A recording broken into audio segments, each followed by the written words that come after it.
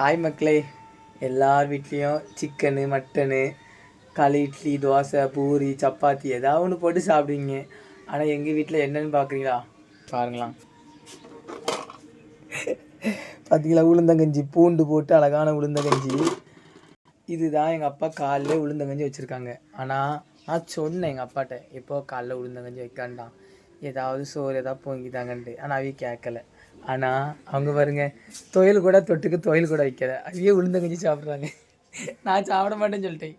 அவையே அழகாக உளுந்தங்கஞ்சி சாப்பிட்றாங்க. அவைய என்னமோ சொன்னாங்க ஒரு இடத்த, உளுந்தங்கஞ்சி காலையில் குடித்தா நல்லா தெம்பு உண்டு, நல்லா இது பலம் கிடைக்கும் அப்படிலாம் சொல்கிறாங்க.